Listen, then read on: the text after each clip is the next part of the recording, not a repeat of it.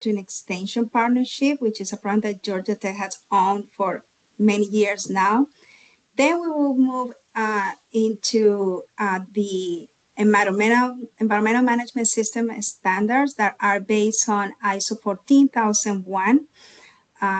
For those of you that are familiar with the standards, you know that companies also might have EMS systems in place that are not necessarily ISO 14001, but the ones that we're gonna looking at today are the ones from the ISO organizations. We'll be also looking at the PDCA model and its importance within these management system standards. Then we will review ESG, the ESG metrics and their growing significance in the manufacturing community, and the synergy between ISO 14001 and ESG goals.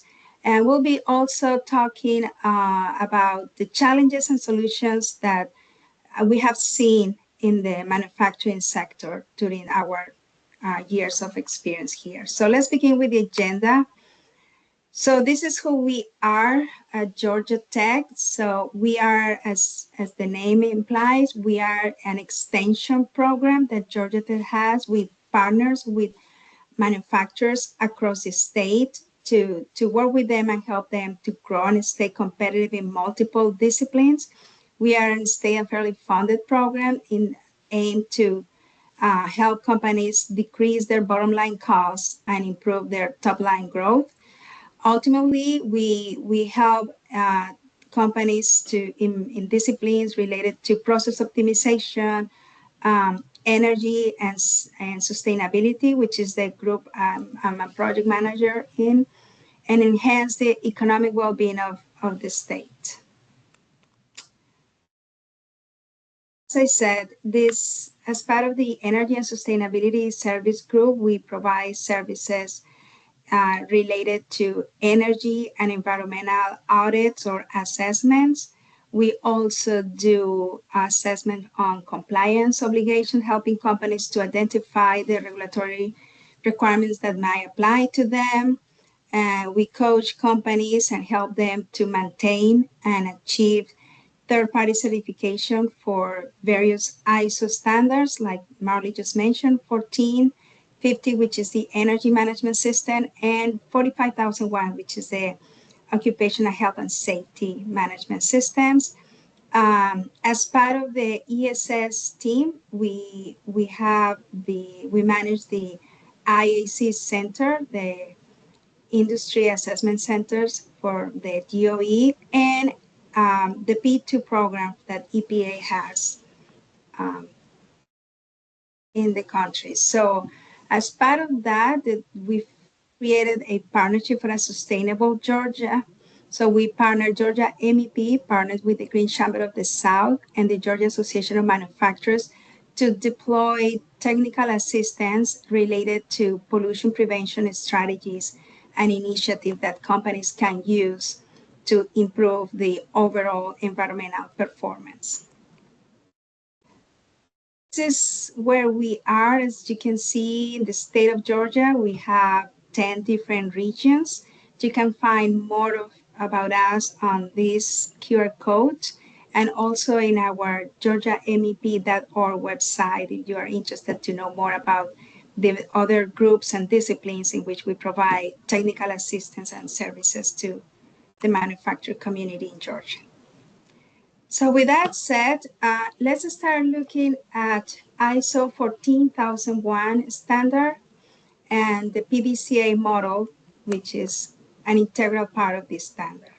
To me, one of the simplest way to explain what ISO 14001 is about is by start looking at what it's not. 14001 is not an environmental compliance system.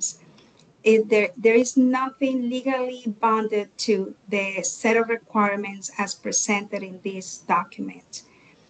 Therefore, it's not a regulatory requirement. It's not a regulation. It does not establish any testing methods on processes or products. It doesn't set any limits for pollutants or emissions or parameters. It doesn't set performance levels for your facilities. It's not a product standard. It doesn't establish or set requirements for product requirements. Uh, it doesn't, it's not confined to a single department. Instead, what ISO 14001 is about is it provides a framework for organizations to manage the environmental aspects of their business practices and activities. This framework allows and provides the mechanisms and the processes needed to develop policies that will convey the commitment that companies have or made in regards to protecting the environment and grow sustainably and improve their overall environmental performance. It assists companies and direct organizations to identify actual potential risks associated with any environmental liability and identify opportunities related to environmental footprint and their business development. It helps companies set objectives that are based on science and targets that are science based, that is targets that have data supporting these metrics so companies can make better or more informed decisions. um, it provides the perfect structure for measure results, identify and set key performance indicators that would allow them to make decisions to improve and continually improve the framework, their environmental management systems, and enhance the overall performance. ISO 14001 is a perfect foundation for sustainability. So let's talk a little bit about the ISO background, the International Organization for Standardization. As you can see, ISO is not an acronym. It's actually a Greek root that means ISO means equals. So the ISO organization that was established back in the 50s intends to equalize or standardize the management of certain aspects in organizations. It's intended to be applicable to any type of industry, regardless of the sector, regardless of the size, and regardless of the regional locations and products in where they are performing businesses. The committee that wrote the ISO 14001, this environmental management system, is the TC 207. The way that ISO works is that they assemble experts from many different industries and sectors, public sector, private sectors, NGOs, that gather together and talks about um, pressing issues worldwide. In this case, they were looking at the environmental impacts and changes in climate and the environmental conditions that can arise after business have operations in certain areas.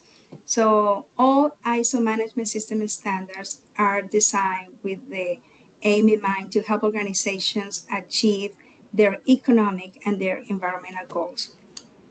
ISO 14001 has been published since 1994, and the latest revision with major changes was published back in 2015. And that's this standard that we're gonna look at today.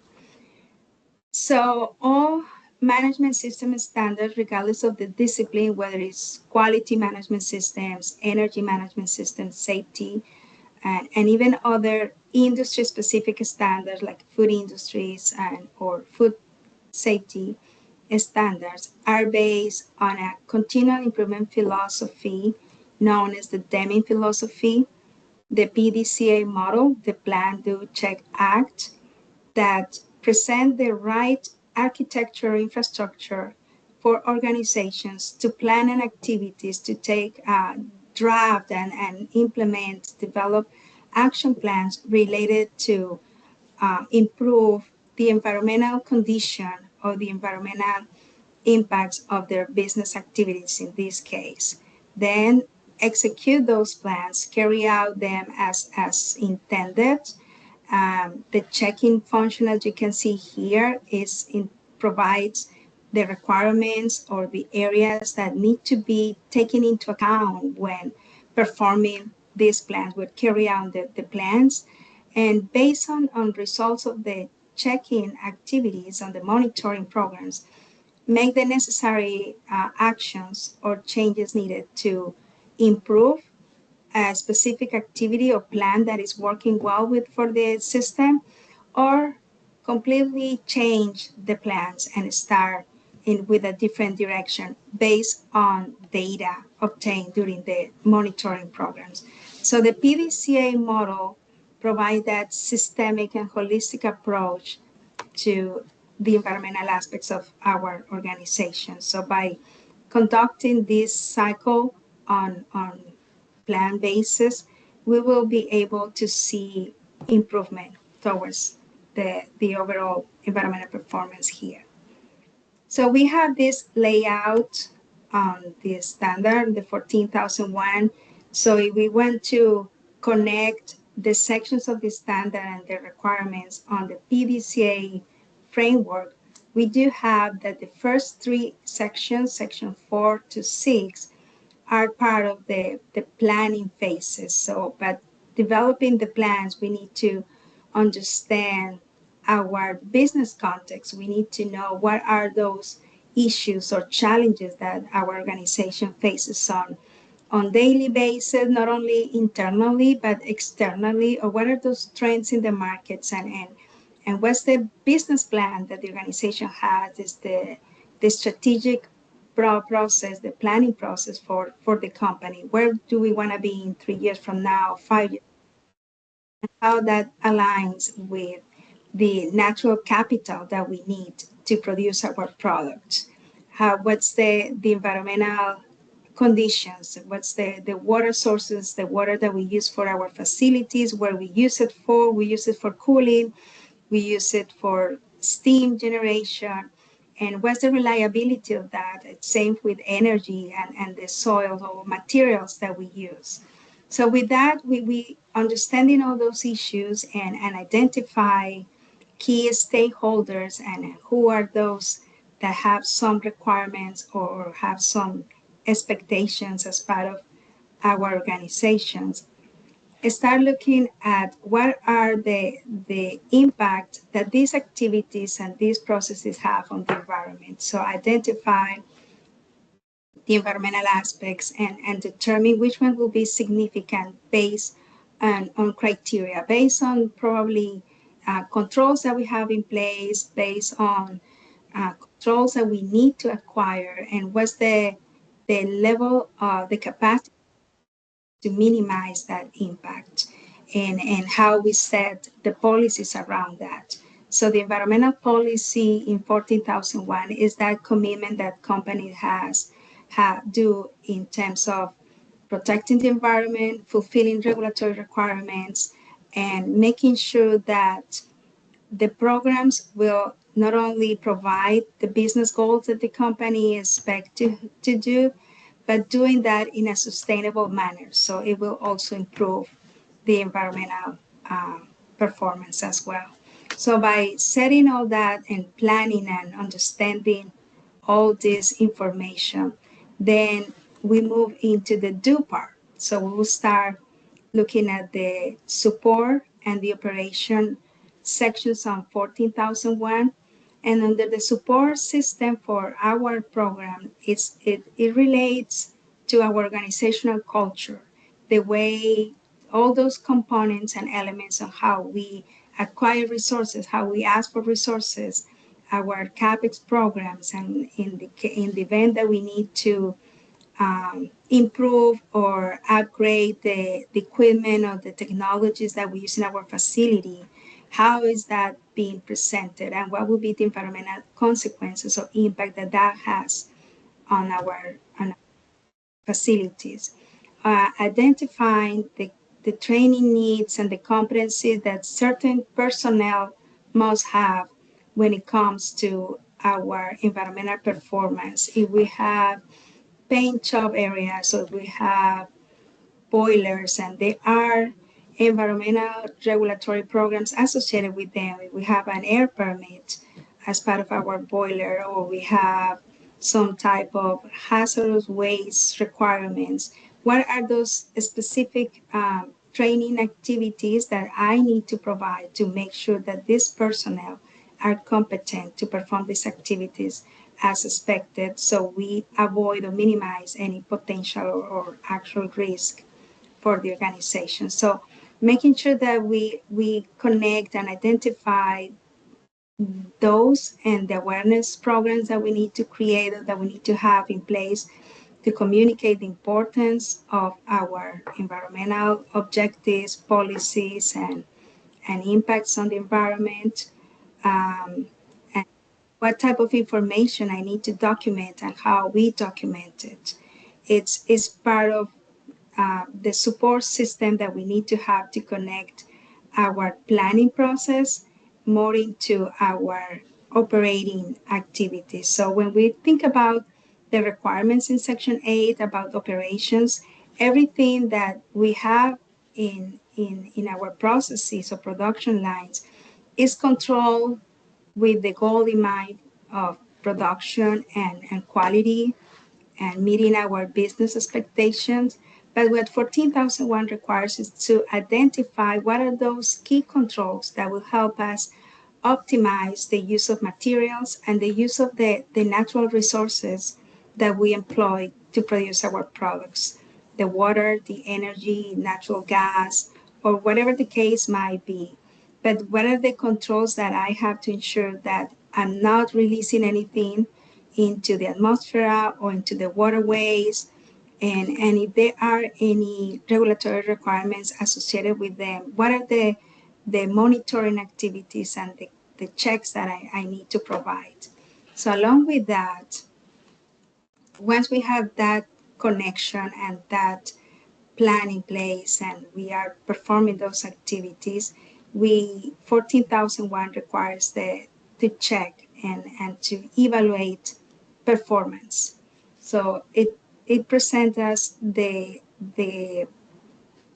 considerations of the aspects that we need to take into account for monitoring, measuring, and analysis the performance that we are having in terms of our objectives. So if we have expectations or goals related to energy reduction or water conservation, where are those areas or processes that I need to monitor, what needs to be monitored, and how I'm going to um, analyze all that data to make informed decisions in how can I improve those aspects of my business.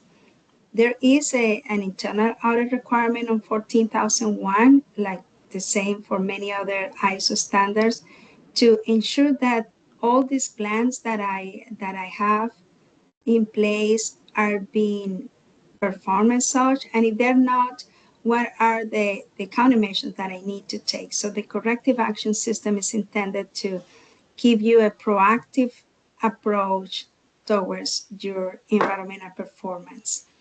The management review is that function in ISO standards that help you report out the results, so you can not only explain the status and the progress towards your environmental objective, but also um, justify or communicate the need and the importance for resources if that is the case. Last but not least, in the PDCA model, we have the acting function. The acting function will give us the necessary tools to improve, to enhance our EMS framework, to enhance all the processes and the programs that we have developed here, and to take the right countermeasures to ensure that we continue building success into that. And when something is not working, we will go back and do a systemic review of that. In my experience working with companies doing ISO 14001 and other ISO standards, the perception of this cycle is that it's repetitive. Like it's just you're finish here and then you kind of send back to start all over again. But in reality, when you think about organizations are not static, everything, things change it quite quickly in our businesses. So the fact that you go back into analyzing and understanding your business context under a new perspective in a new era, it brings you new information, new data. And what PDCA gives you is that systemic way to analyze certain aspects of your business, having the right mechanisms in place to do it with new information and with new maybe challenges that your business and your companies are facing. So what's the value of ISO 14001? Um, right now, if you look at the data on the ISO organization, there are over 350,000 certificates. So these are organizations for many industries, many different sectors that have maintained these programs in place, and they have reported increase and improvement in operational efficiency because it provides consistency. It creates the necessary working habits to align people in conducting activities in a certain way.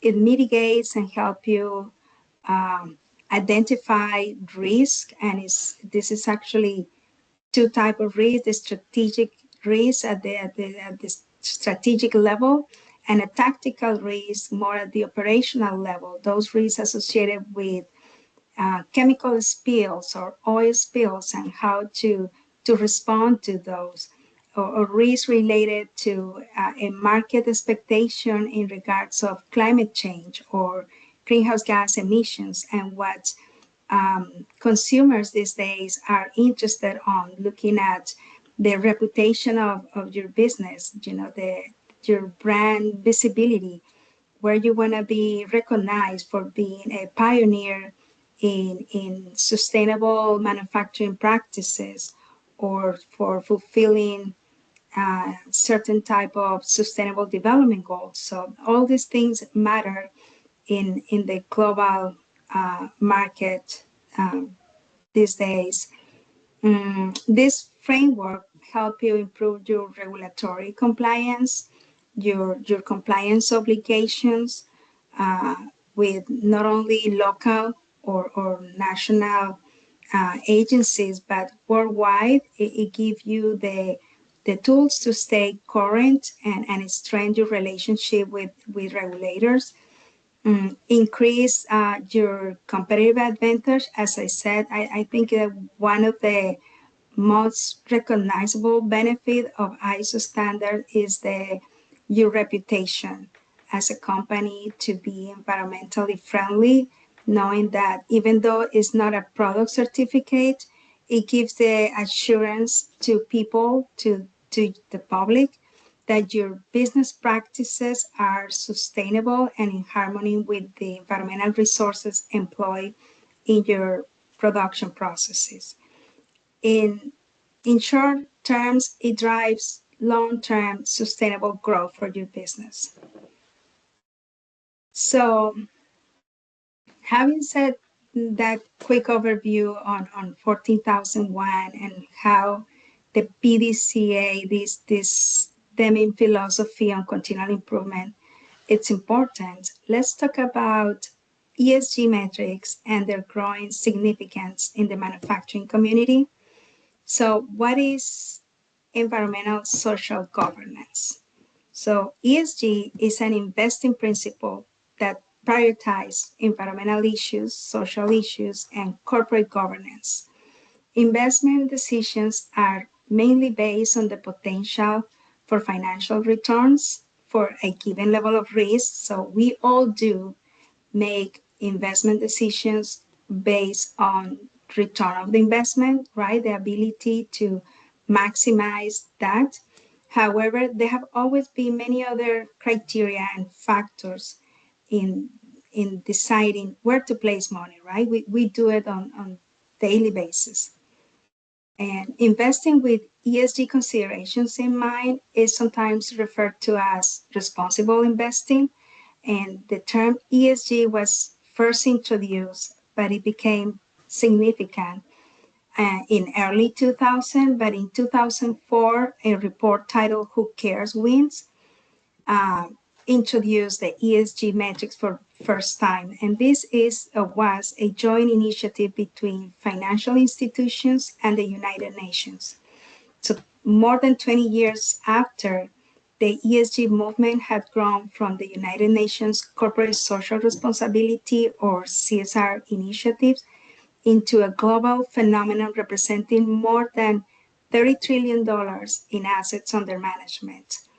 So the ESG scorecards and the ESG reporting requirements that most of organizations are subject in these days really help you improve your business bottom line. Is one of the most significant financial criteria that investors look at these days when making financial decisions and investments decisions. So, what are these ESG metrics? So, most of you are already familiar with this because probably you are already reporting under this at least 12 different metrics divided in these three different areas. The environmental goals refer to the carbon emissions, energy usage, water management, and waste management. And the carbon emissions, the requirements and the expectation is we track the greenhouse gas emissions with the aim to reduce them. And the metrics is related to intensity. So we're measuring and reporting CO2 equivalents per unit of product or per unit of production. Likewise, when we talk about energy usage, it's all about implementing and identifying or taking action on the energy efficient practices and opportunities that we have. And the metric is all related to kilowatt hour per unit of production. Water management at the same time is the efficient and the useful and the way that we conserve water and treat the water resources and is given in liters or gallons based on where you are and gallons per unit of production. And waste management will address everything related to reducing, recycling, and repurposing waste or material management. When we look at the social goals and the governance goals, then we have a series of metrics more focus on the well-being of the employees and the communities around our businesses and our organizations. So the labor practices, ensuring that fair labor practices are safeguarded and the safe working conditions are provided. Other ISO standards like 45001 kind of support these metrics. The employee well-being and promoting health and the well-being of the employees and the safety of the environment as well. Diversity and inclusion, encouraging diversity and inclusive workplace for everybody, and community engagement, all these outreach activities that probably most of you have started seeing a couple of 10 years ago with the CSR functions of departments in our organizations, all these adopting a highway or partnering with the school system in the regions and the community engagement. So we perform our role and responsibility as a business citizen. And the governance goals will address and present us with the board diversity, ensuring diverse and inclusive board compositions, ethical practices, implementing anti-corruption or anti-bribery policies in places where we do businesses, where companies are in activities, transparency, maintaining transparency in operations and decision making, making sure that leadership team are held accountable for the decisions and the ESG performance, which is very in alignment with the expectation of ISO 14001.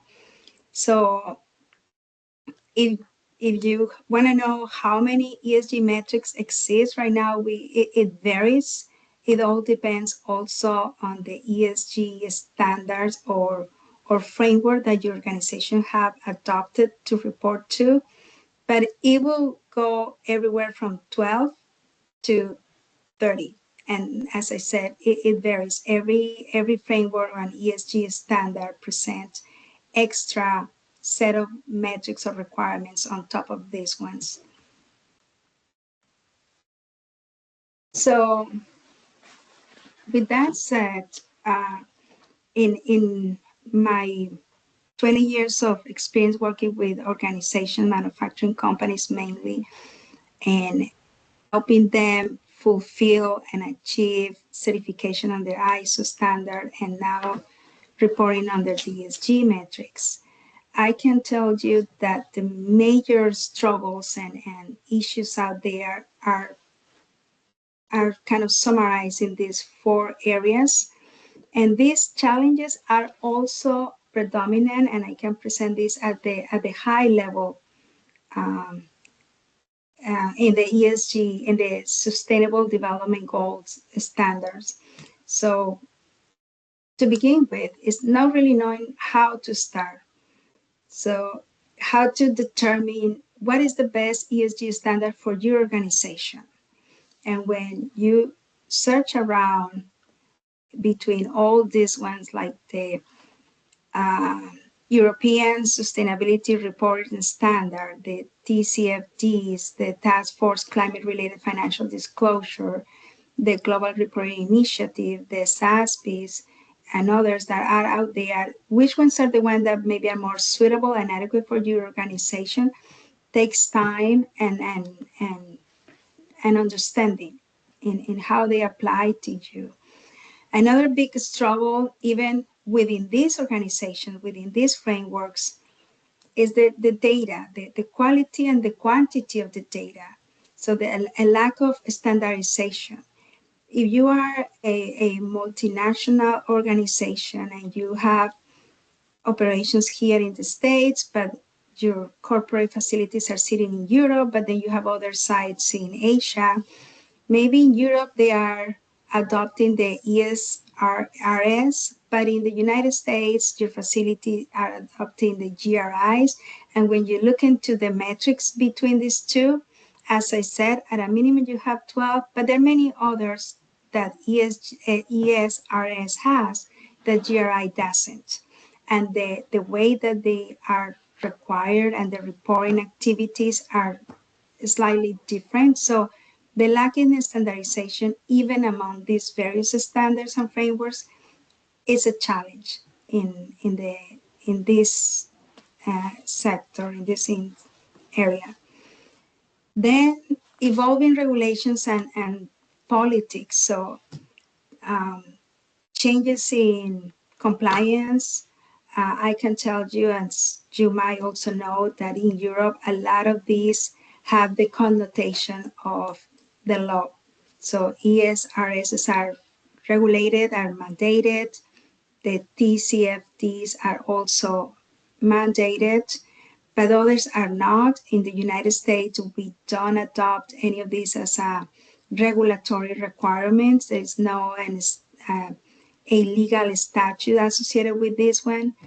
But if your facilities or your site facilities or sister facilities have these requirements, your organization might mandate them as such. And it's something that internally as a company, you need to determine and establish what is the best way for you to report on under these various frameworks, and or which one is the one that are aligned to your business goals and needs. So there is still a lot of greenwashing. So the lack of the struggle with transparency and accuracy among the frameworks is significant for a lot of industries to follow them. The variability in the definition and assessment for ESGs and the consistency and comparability, as I said, among them, and then between your own organization. So these four challenges are, as I said, at the high level, but when we take them down at the site level for you as an organization, probably here in the States or a single site, then we can have another set of issues or struggles on top of those, not knowing how to start. And sometimes what I find is as a EHS professional or as a practitioner in sustainability that you've been tasked or assigned with this ESG reporting requirements, not really understanding what of these frameworks is that the company has adopted, what decisions have been made by the leadership team, and the lack of communication there is probably one of the biggest struggles that I see in starting the process, in really knowing how and where to start. Then a establishing effective strategies. So top management and others that maybe are not that familiar or don't have a full understanding of what entails to adopt this framework and what type of reporting, monitoring, or measuring programs we need to have in place to be able to report on their metrics, uh, don't suit you and don't help you to succeed in the process and can be a bit discouraging. So identifying and working in the right strategies for your business is a key also. It's now a challenge, but overcoming that, you will be having a key to success in there. So data quality and quantity is also an issue. And again, this is the amount of data that you need to have in place to make sure you fulfill this reporting expectations. So we see the extremes. We see organizations that lack data, and sometimes we see the opposite case when there is so much data that is overwhelming, and that doesn't really help you understand or identify or set some baselines for you. So it's one or the other. So finding a balance between data quality and quantity is key. Lack of information, as I said, not really understanding what is happening out there in the sustainability world and the ESG reporting metrics, and how I can pass this down to this at the site level, and how I can identify the resources or the right resources. So at times it's like you are in the center, not really knowing what direction to take. So our suggestion is to start to what you know, look at what is that you're measuring, what is that you have in place, and inform yourself in all these various frameworks and standards to see which one is the one that's helped you suit you best, and you start from there. So that's actually a one way. So why an organization should adopt or report on these ESG metrics? Why is that important if there's so many challenges out there? Well, the reporting program and process can be quite complex. But these metrics are crucial and important for many reasons, mainly in the context in manufacturing companies, because it enhances transparency and accountability of your processes, and for you as an entity, as an industry. It helps you attract business investment. In many cases, it expands your market. It brings you the possibility to introduce into either new markets or introduce new products or in new regions or areas. It helps with the regulatory compliance, having the ability to manage and establish good relationship with the regulators at different areas or regions, and making sure that you follow and fulfill the monitoring and the inspections and the regulatory obligations that your products or your business activities might have.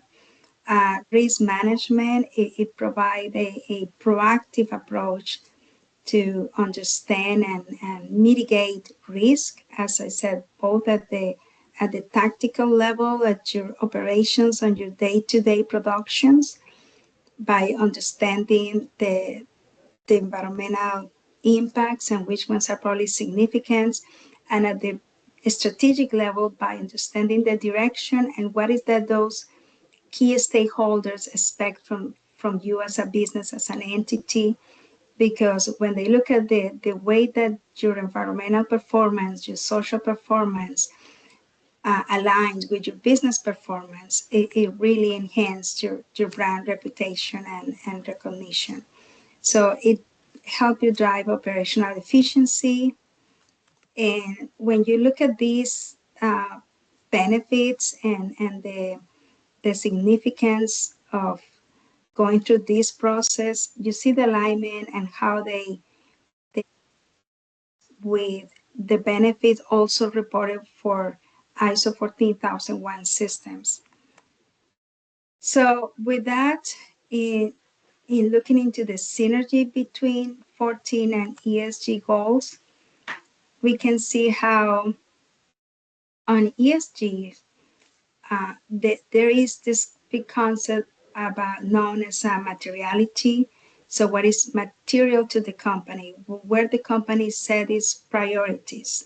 But to do so, you need to understand your business context, so which is what all Section 4 in 14,001 requires you to. So it puts you to think about and analyze your issues, identify the key stakeholders, understand the needs and expectations, and in the process, you identify what are those environmental impacts or the environmental aspects of my business practices that are significant, and determine the criteria for establishing that significance. Is it significance because energy is expensive in the area when I'm doing a business?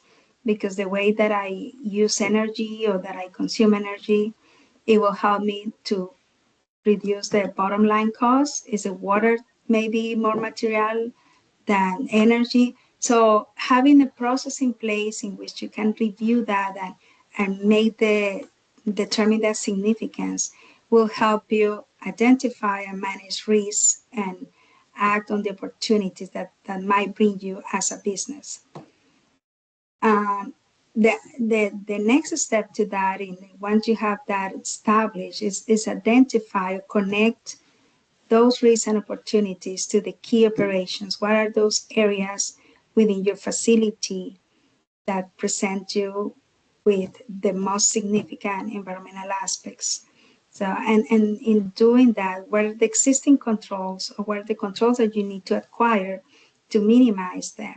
Is it, if I'm expanding my plant, my production, am I doubling my greenhouse gas emission? Are controls or things that I can do at the production at the site level to grow and maintain my greenhouse gas under a specific threshold or parameter?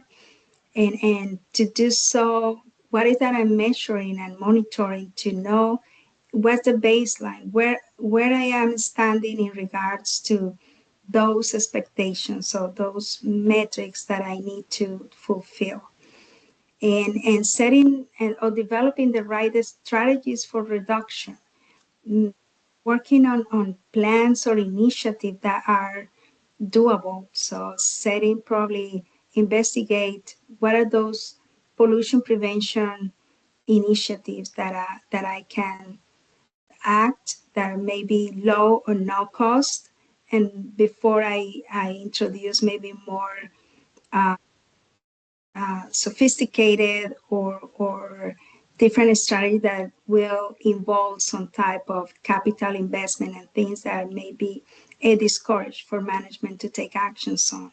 So there are many things that can be done that will help you improve your environmental performance, improve your efficiency, your productivity, and and that's necessarily mean requires a lot of capital.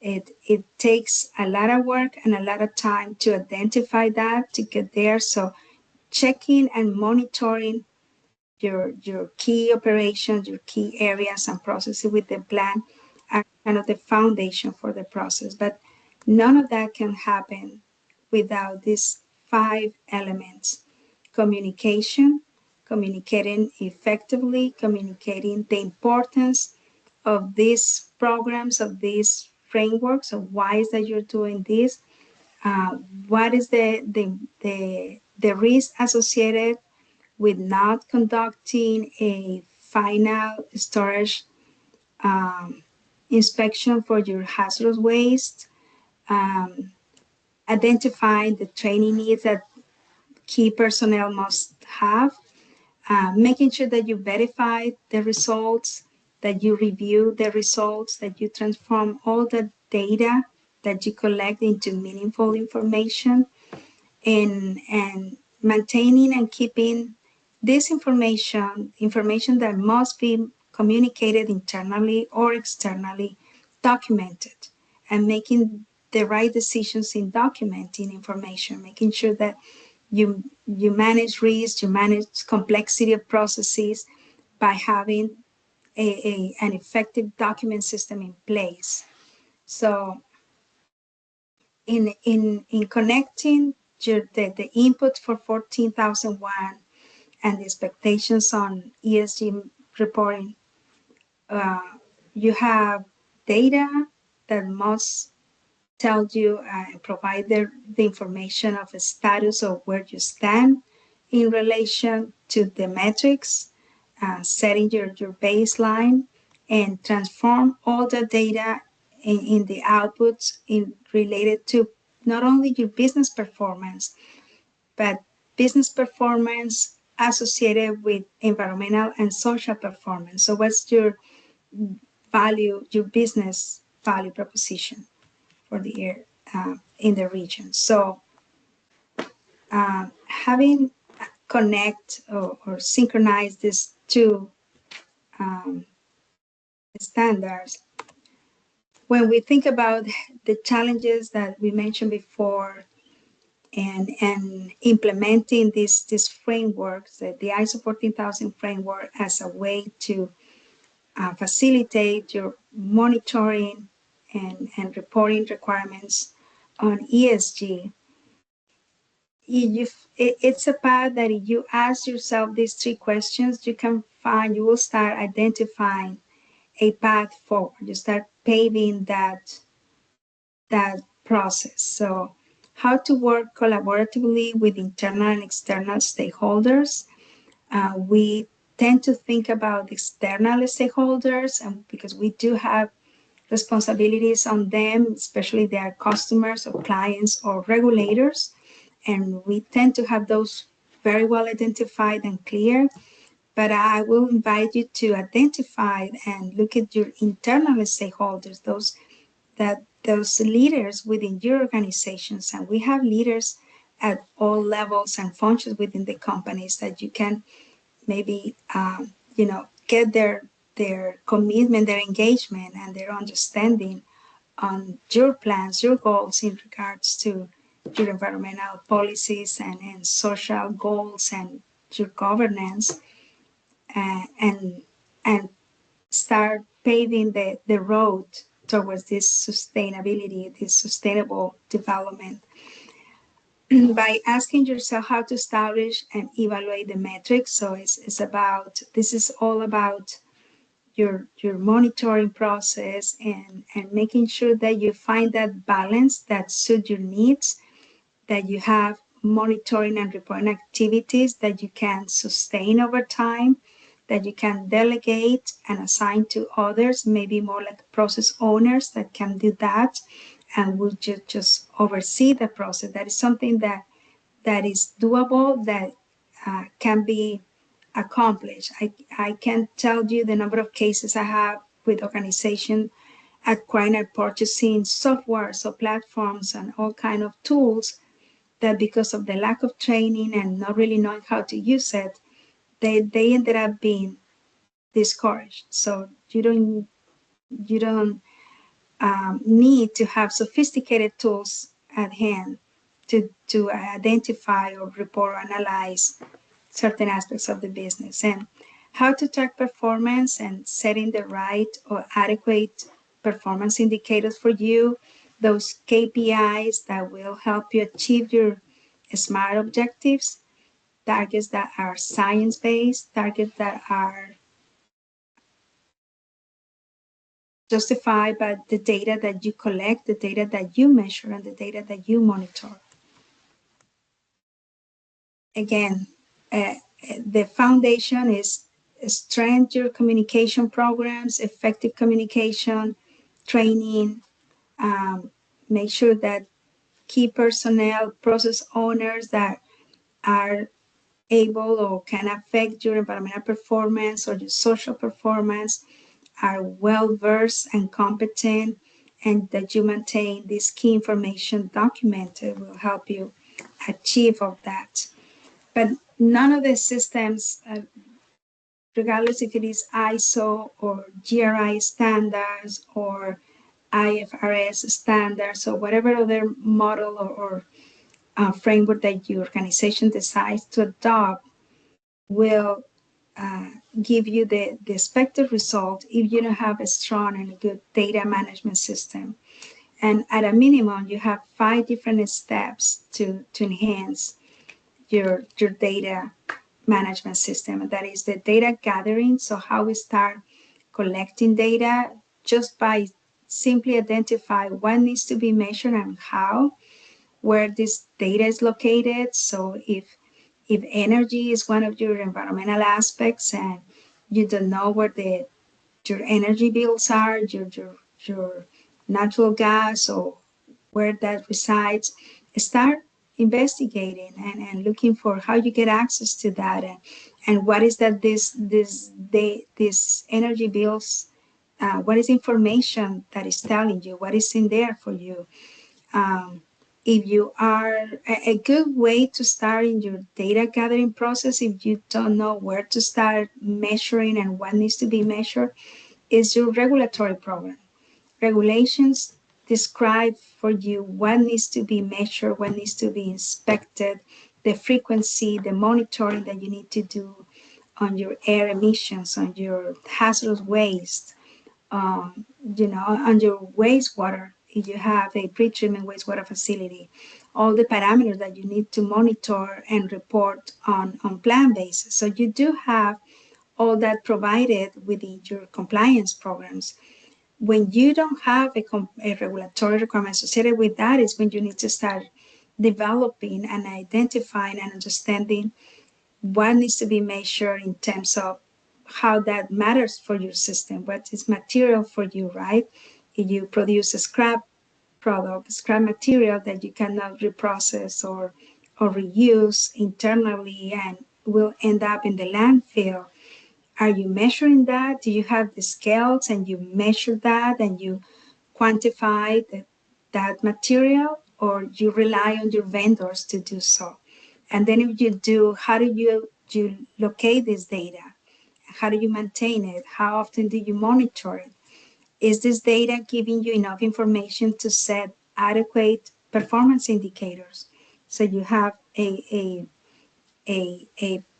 parameter or a point of to define your performance. So the data analysis process will take you to transform. This step here is where you take all these data points and transform it into meaningful information to report this out, report it to leadership team, report it to process owners downward in your production floors so they understand the importance and what needs to be monitored and controlled. And the same way, how this data helping you to improve? How do you take that and make changes on this infrastructure, in these frameworks? So I know I have said a lot. We started talking and walking from ISO 14001, which is a framework that helps companies to manage the environmental aspects of their business activities and determine the significance of their impacts on the environment.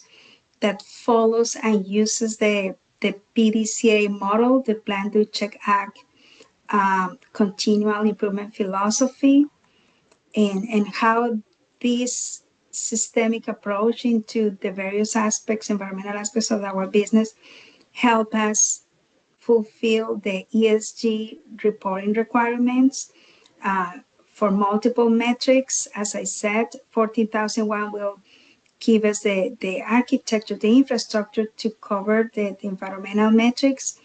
ISO 45001 can help you with some of the social metrics, and your governance is the way that the company decides to set policies to sustain and maintain these programs. And because ESG, it's a way to ensure not only your sustainable manufacturing practices, but your financial sustainability in the future. Sustainable practices positively impact your business bottom line, the ability to improve efficiency.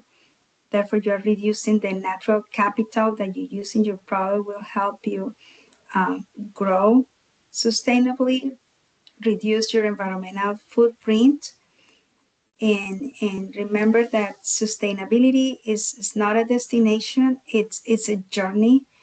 And the journey to sustainability is based on a continual improvement. It is a never ending process because companies are also dynamic.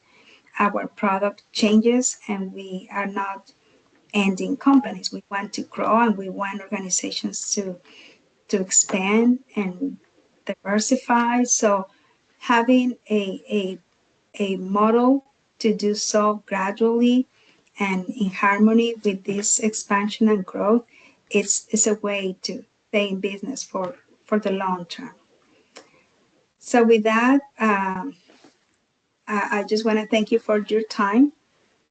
And if you have any questions at this point, I would like to take some.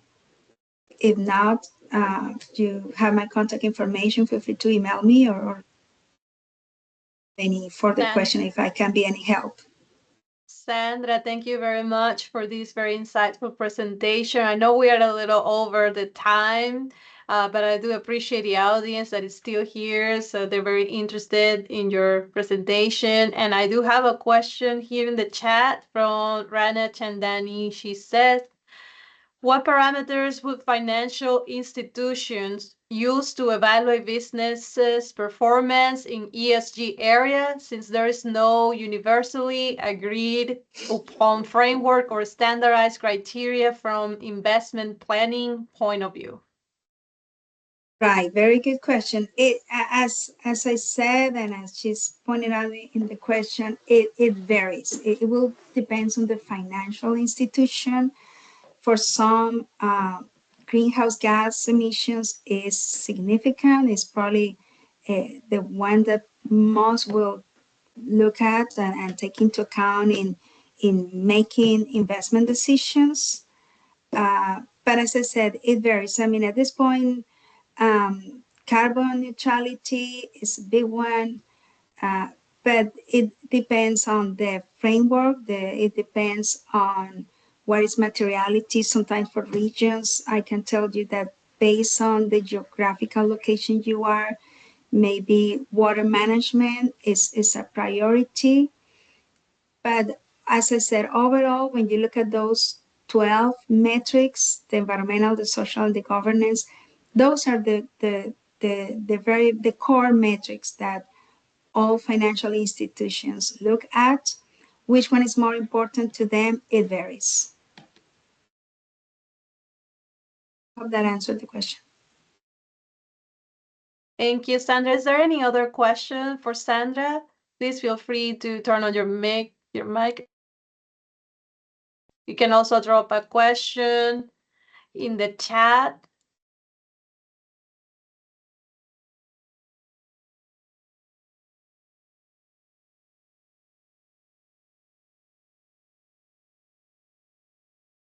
She says, thank you, Sandra, very much. Well, we're wrapping up the session, but uh, please don't hesitate to reach out to us or Sandra.